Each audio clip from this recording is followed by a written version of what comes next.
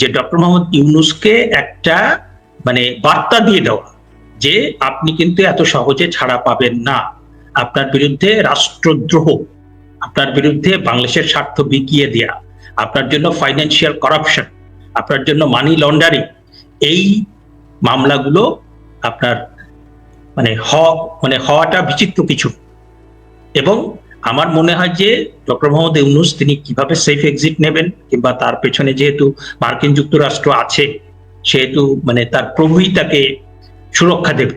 কিন্তু এটাও ঠিক যে মার্কিন যুক্তরাষ্ট্র কিন্তু আফগানিস্তান, ইরাক, ভিয়েতনাম, তারা কিন্তু সেখানে অনেক বাংলাদেশের চেয়ে অনেক বেশি আগ্রাসী ছিল। শেষ পর্যন্ত কিন্তু তারা তারা কিন্তু সেখানে থাকতে পারে।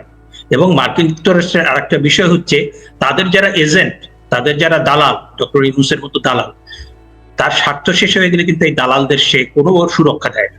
সুতরাং এই ডক্টর মোহাম্মদ ইউনূস, তারপর তার যে আইন উপদেষ্টা, তার যে আপনার নানা রকম উপদেষ্টা, তারপরে তার যে প্রেস উইং এর যে সেক্রেটারি, এরা কেউ আপনার এদের বিরুদ্ধে রাষ্ট্রদ্রোহ সহ নানা রকম মামলা হবে। এবং এরা কেউ আপনার এরা যদি বাংলাদেশ থেকে সেফ এক্সিট নিয়ে অন্য কোনো দেশেও যায় তবুও তাদের রক্ষা কিন্তু হবে, আমি যতটুকু বুঝতে পারি। প্রাথমিকভাবেই জানতে চাই যে আপনার প্রাথমিক প্রতিক্রিয়াটা কি? আমাদের এখানে যেটা হয়েছে যে আপনার ওই রাজনৈতিক সরকার জনগণের ভোটে নির্বাচিত হয়ে রাজনৈতিক দলগুলো যখন ক্ষমতায় ছিল, তারা কেউ কেউ সংবিধানকে তাদের নিজেদের স্বার্থে ব্যবহার করেছে। তারপরে সামরিক শাসন যখন জারি হয়েছে তখন সংবিধানকে স্থগিত করা হয়েছে, মার্শাল ল প্রক্লেমেশন দিয়ে দেশ পরিচালিত হয়েছে। আবার কিছু কিছু সংশোধনী নিয়ে বিভিন্ন দলই সেটা করেছেন। সেটা বলা হয়েছে যে না, এটা আসলে সংবিধানের স্পিরিটের সাথে সামঞ্জস্যপূর্ণ না, কিংবা সেটা ব্যক্তি কিংবা দলের স্বার্থে ব্যবহৃত হয়েছে। আর ধরেন যে এর বাইরে ওই অন্তর্বর্তী সরকার, তত্ত্বাবধায়ক সরকার, তারা তো তারা যে কাজ করেছেন সেটা তো সবাই প্রশংসা করেছেন। আমাদের এখানে যে তত্ত্বাবধায়ক সরকার 4টা হয়েছে 1991 সালে, 1991 সালে অন্তর্বর্তীকালীন সরকার, তারপরে 96, 2001, 2008 তত্ত্বাবধায়ক সরকার, সংবিধানের অধীনে। তো আমাদের এখানে তো তত্ত্বাবধায়ক সরকারগুলো এসছেন, 3 মাস থেকেছেন, অবশ্য 2007-8 সালে ব্যত্যয় হয়েছে। তো আমি যেটা বলবো যে শেষ পর্যন্ত তারা মোটামুটি একটা ভালো নির্বাচন করে তারা বিদায় হয়েছেন। কিন্তু এখানে সংবিধান লঙ্ঘনের যে বিষয়টা এসছে, আমি তার চেয়ে অনেক বড় মনে করি যে এই যে 5ই আগস্টে যেটা হয়েছিল ছাত্র জনতার গণ অভ্যুত্থান, আমি কিন্তু ছাত্র জনতার যে সংগ্রামী চেতনা তারা এবং মানুষের যে চেতনা যে রাষ্ট্র সংস্কার চাই, বাংলাদেশটা তার শিক্ষা, তার স্বাস্থ্য, তার যোগাযোগ, তার কূটনীতি, তার অর্থনীতি, তার সমস্ত কিছুতে সে আরো সামনের দিকে এগিয়ে যাবে, মানুষের যে এই যে ইতিবাচক চেতনা সেটাকে আমি স্যালুট করি। কিন্তু বিষয়টা হয়েছে যে আগের সরকারের প্রতি, বিশেষ করে আওয়ামী লীগ সরকারের প্রতি মানুষের যে একটা ক্ষোভ ছিল, সেই ক্ষোভটাকে পুঁজি করে একটা বাংলাদেশ বিরোধী শক্তি আর একটা জঙ্গি শক্তি, এবং তার সাথে যুক্ত হয়েছে ডক্টর মোহাম্মদ ইউনূস। এবং এখন মোটামুটি এটা আমার কাছে পরিষ্কার যে 10-15 বছর আগে তাকে নোবেল পুরস্কার দেয়া হয়েছিল এই বাংলাদেশের স্বাধীনতা, সার্বভৌমত্ব এবং স্বার্থকে বিক্রি করে দেওয়ার জন্য তাকে। কারণ আমরা শান্তি পুরস্কার, নোবেল শান্তি পুরস্কার তো সম্প্রতি খুব বিতর্কিত হয়েছে, কিছু কিছু ব্যক্তিকে আপনার মার্কিন যুক্তরাষ্ট্রের ভেনেজুয়েলাতে আপনার যে মহিলাকে দেয়া হোক, এবং আরো কয়েকটা আপনার শান্তি পুরস্কার তো বিতর্কিত, এবং এটা বলা হচ্ছে ইরানে একজন মহিলাকে দেয়া হয়েছে। এটা বলা হচ্ছে যে মার্কিন যুক্তরাষ্ট্র এগুলো হচ্ছে রাজনৈতিক শান্তি পুরস্কার, এবং এগুলো হচ্ছে মার্কিন যুক্তরাষ্ট্র ওয়েস্টার্ন স্টেট, মার্কিন যুক্তরাষ্ট্র এবং পশ্চিমাদের যে ভূ রাজনৈতিক স্বার্থ, বাণিজ্যিক স্বার্থ, সেইটাকে হাসিল করার জন্য তারা 10-15 বছর আগে থেকে একজনকে শান্তি পুরস্কার দিয়ে তাকে সেট করে যে তোমাকে দিয়ে আমরা আমাদের স্বার্থটা হাসিল করব। এবং আস্তে আস্তে তারা ওইটার দিকে এগিয়ে যায়। 2007-8 সালে দেখেছি আমরা সেরকম একটা চেষ্টা। এবং এইবার যেটা হয়েছে যে ডক্টর মোহাম্মদ ইউনূস উনি এসছেন, উনি চেষ্টা করেছেন, কিংবা উনি কিছু কিছু চুক্তি করেছেন, তাতে আমি খুব একটা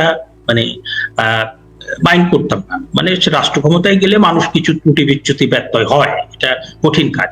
কিন্তু আমি যেটা আতঙ্কিত হয়েছি, উৎকণ্ঠিত হয়েছি, যে মুক্তিযুদ্ধের বাংলাদেশটাকে উনি মানে মুক্তিযুদ্ধ বিরোধীদের হাতে তুলে দিয়েছেন, এবং এই যে আপনার 133টা অধ্যাদেশ জারি করেছেন, এই 18 মাসে 133টা অধ্যাদেশ, এবং সেইটা তিনি কি করেছেন, কোথায় কি করেছেন আমরা জানি। এবং আজকে রাষ্ট্রপতিও বললেন যে অনেক অধ্যাদেশের কথা তিনি জানেন। এবং আপনার ওই নির্বাচনের কয়েকদিন আগে তড়িঘড়ি করে যে বাণিজ্য চুক্তিটা করা হলো মার্কিন যুক্তরাষ্ট্রের সাথে, সেটার বিশ্লেষণে দেখা গেল যে এই ডক্টর মোহাম্মদ ইউনূস এন্ড গং, মানে যারা বাংলাদেশ বিরোধী, যারা রাজাকার, যারা তস্কর, যারা দুর্নীতিবাজ, যারা বাংলাদেশের স্বাধীনতা সার্বভৌমত্বে বিশ্বাস করে না, মুক্তিযুদ্ধে বিশ্বাস করে না, এরা এই সরকারটা 3-4 দিন আগে তড়িঘড়ি করে বাণিজ্য চুক্তি করলো। এবং এই বাণিজ্য চুক্তির মধ্য দিয়ে বাংলাদেশের কৃষি, বাংলাদেশের বাণিজ্য, বাংলাদেশের পররাষ্ট্র নীতি এবং সামরিক যে আমাদের একটা স্বাধীনতা ছিল, সেইটা ক্ষুণ্ণ হবে বলে আশঙ্কা করা হচ্ছে। এবং আপনি দেখেছেন যে মাননীয় প্রধানমন্ত্রী তারেক রহমান তিনি নির্বাচিত হওয়ার পরে মার্কিন প্রেসিডেন্ট ট্রাম্পের তরফ থেকে যে শুভেচ্ছা পত্রটা দেয়া হয়েছে, সেখানে একটা প্রচ্ছন্ন হুমকিও ছিল। এবং এখন আমরা বুঝতে পারছি যে ডক্টর মোহাম্মদ ইউনূস উনি বাংলাদেশকে প্রতিনিধিত্ব করেন না, উনি বাংলাদেশের প্রতি তার কোনো কমিটমেন্ট নাই, বাংলাদেশের মানুষের প্রতি তার কোনো দায় নাই। তিনি মার্কিন যুক্তরাষ্ট্র, ওয়েস্টার্ন যে স্বার্থ, সেইটার প্রতিনিধি হিসেবে তিনি কাজ করছেন। সেটার জন্যই তাকে নোবেল পুরস্কার দেওয়া হয়েছে, এবং সেটি তিনি মানে বাংলাদেশটাকে বিক্রি করে দেওয়ার জোগাড়। হ্যাঁ, আমরা যদি এই সবার চেষ্টায়, বিশেষ করে রাষ্ট্রপতি নিজেও সেটা বলেছেন যে আপনার এই মুক্তিযুদ্ধ বিরোধী শক্তি, জঙ্গি শক্তি, বাংলাদেশ বিরোধী শক্তি, তারা যেভাবে প্ল্যান করেছিল, তারা পুরোপুরি আপনার তারা সরকার তো দখল করেছিল, তারপরে রাষ্ট্রপতিকে তারা সরাতে চেয়েছে কয়েকবার, এবং সেখানে রাষ্ট্রপতি স্পষ্ট করে বলেছেন যে বিএনপি এবং সেনাবাহিনী এবং 3 বাহিনী প্রধানের যে সমর্থন, সেটার প্রেক্ষিতে মানে তাদের প্রচেষ্টাটা সফল হয়।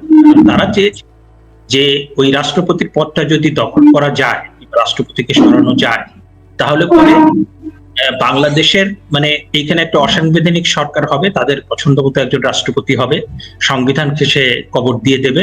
তারপরে এখানে তো পুলিশকে তো শেষ করেছে তারা, তারপরে আমলারা কাজ করতে পারছে না, সেনাবাহিনী সেটাকেও শেষ করবে। মূল কথা হচ্ছে এরা কিন্তু বাংলাদেশকে ধারণ করে। আমি আপনার পুলিশ, আমার যে সেনাবাহিনী, আমার যে আমলা, আমার যে বিশ্ববিদ্যালয়, যদি তাদের ভুল ত্রুটি সীমাবদ্ধতা থাকে সেটা আমি বলবো, সমালোচনা করব। তো প্রথমে তো আমাকে আমার দেশটাকে আমার বিলং করতে হবে, যে এই দেশটাকে আমি ধারণ করি, আমার পুলিশকে আমি ধারণ করি, আমার সেনাবাহিনী আমি ধারণ করি। তারপর আমি বলবো যে এই কিন্তু তারা যে মিশন নিয়ে এসছে, বাংলাদেশের শিক্ষা, স্বাস্থ্য, সেনাবাহিনী, আমলাতন্ত্র, পুলিশ, তারপরে এইটা তারা চেয়েছে যে মানে রাষ্ট্র পরিচালনা করবে একটা মুক্তিযুদ্ধ বিরোধী শক্তি, জঙ্গি শক্তি।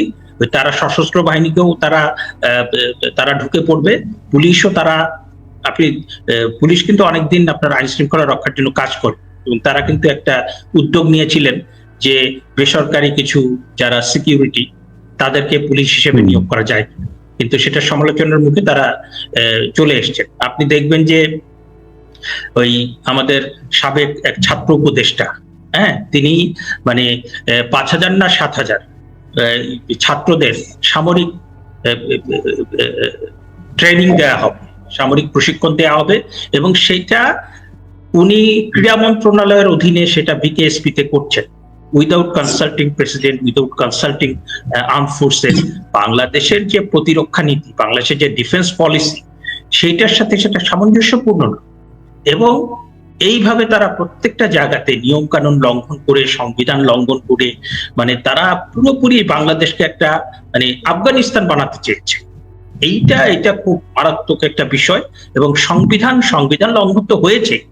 আমি বলবো যে মানে আপনার রাষ্ট্রদ্রোহিতা এবং আরো মানে জুলাইয়ের যে আপনার গণ অভ্যুত্থানের চেতনা, সেটা বিক্রি করা, তারপরে আপনার বাংলাদেশের প্রত্যেকটা জায়গাতে মানে শিক্ষা, স্বাস্থ্য, পুলিশ, সেনাবাহিনী, পুরো বাংলাদেশটাকে একদম ধ্বংসস্তূপে পরিণত করার জন্য তারা এই meticulous design, doctor Mohammad Yunus meticulous design নিয়ে এসেছিলেন, এবং তারা কিন্তু চান নাই তার ভেতরের, আমরা সম্প্রতি মানব জমিনে একটা সাক্ষাৎকারে জানলাম যে 3 জন উপদেষ্টা তারা, এমনকি প্রথম আলো, ডেইলি স্টার, তারপরে ছায়ানট, উদীচী, সেখানে মানে আগুন দিয়ে আপনার ভস্মীভূত করার পেছনেও তারা ছিলেন। এবং তারা মানে প্রত্যেকটা জায়গায় বাংলাদেশের শিক্ষা, সংস্কৃতি, বাংলাদেশের মুক্তিযুদ্ধ, আমার যে কালচারাল আইডেন্টিটি, সেটাকে নষ্ট করার জন্য তারা একদম, তাদের অস্ত্র হচ্ছে মব সন্ত্রাস। তো ইউনূস সাহেব তো প্রত্যেকটা জায়গা ধ্বংস করেছে। তো এখন ধরেন যে আমরা কিছুদিন আগে যে নির্বাচনটা হয়েছে, সেই নির্বাচনে সেটা নিয়েও নানা কথাবার্তা আছে, কিন্তু শেষ পর্যন্ত মোটামুটি নির্বাচন হয়েছে। একটা রাজনৈতিক দল যারা অন্তত 40-45% মানুষকে মানে প্রতিনিধিত্ব করে, এবং তারা 18 মাসে যথেষ্ট পরিপক্কতার পরিচয় দিয়েছে, বিএনপি, তারা ক্ষমতায় আসার পরে আমরা মোটামুটি বুঝতে পারছি যে এটা বাংলাদেশটা, যে আপনার মুক্তিযুদ্ধের বাংলাদেশটা নস্যাৎ হওয়ার যে আশঙ্কা দেখা দিয়েছিল, এবং আপনার বাংলাদেশটাকে মানে জঙ্গি রাষ্ট্র বাড়ানোর যে চেষ্টাটা ছিল, সেটা থেকে আমরা রক্ষা পেয়েছি। আল্লাহ পাক আমাদের রক্ষা করেছেন, আমাদের হাজার হাজার শুকরিয়া।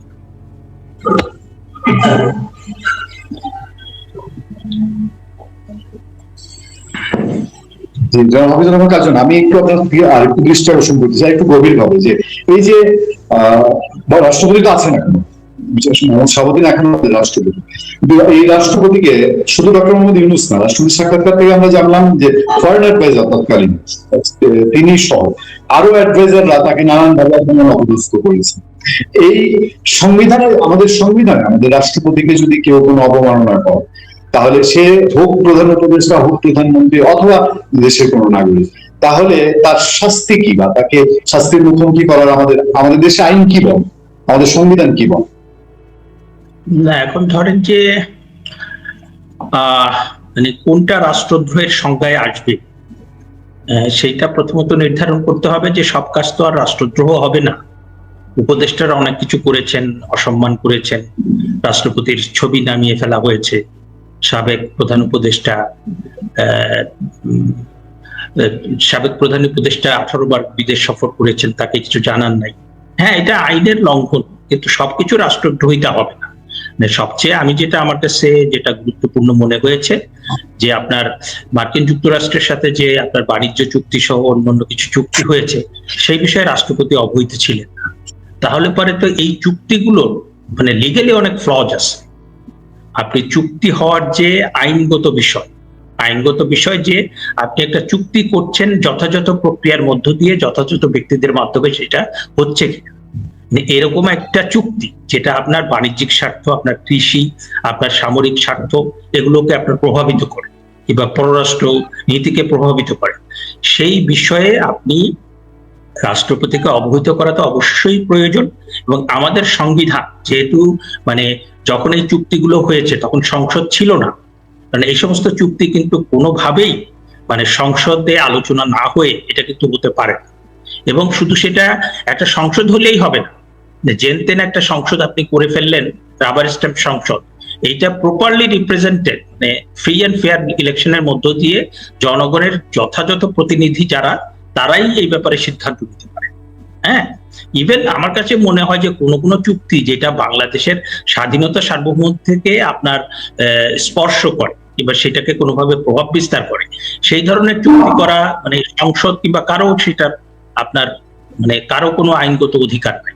হ্যাঁ, মানে কিছু কিছু জায়গাতে আপনার ওই আপনি কোনোভাবেই মানে বাংলাদেশের সার্বভৌমত্ব যদি আপনি প্রভাবিত করেন, কিংবা কোন বিদেশি রাষ্ট্রের কাছে বিক্রি করে দেওয়ার ক্ষেত্রে, এটা কেউ পারবে না।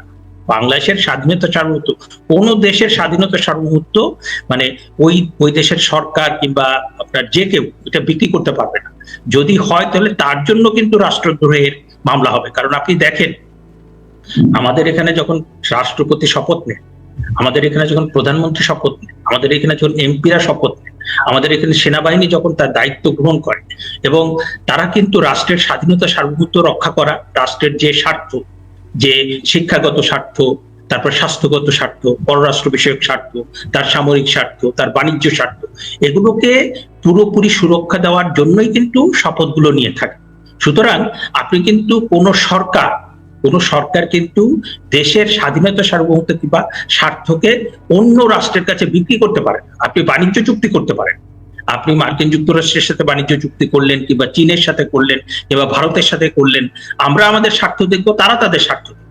কিন্তু আপনি যে চুক্তিটা করলেন, সেই চুক্তিটা অন্তর্বর্তীকালীন সরকারের কোনো জুরিসডিকশন নাই এই ধরনের চুক্তি করার, কারণ নীতিগত সিদ্ধান্ত তারা নিতে পারে না। আবার আপনি কোন নির্বাচিত সরকারও এমন চুক্তি করতে পারে না যে চুক্তির মধ্য দিয়ে আপনার কৃষি, আপনার পররাষ্ট্রনীতি, আপনার সামরিক স্বার্থ পূর্ণ হয়, এরকম কোন চুক্তি কেউ নিতে পারে না। কারণ ওই দেশের স্বাধীনতা সার্বভৌমত্ব এবং এই সমস্ত স্বার্থ রক্ষা করার জন্যই আপনাকে জনগণ কিন্তু ভোট দিয়েছে, সেগুলোকে আপনি কোনোভাবেই ক্ষুণ্ণ করতে পারেন না। এবং ওকে, ধন্যবাদ, অনেক ধন্যবাদ জনাব হাফিজুর রহমান কার্জন। অনেক ধন্যবাদ জানিয়ে দর্শকদের পক্ষ থেকে আপনাকে আবারও শুভেচ্ছা জানিয়ে আজকের অনুষ্ঠানে এখানে শেষ করছি। ভালো থাকবেন, সুস্থ থাকবেন। ধন্যবাদ।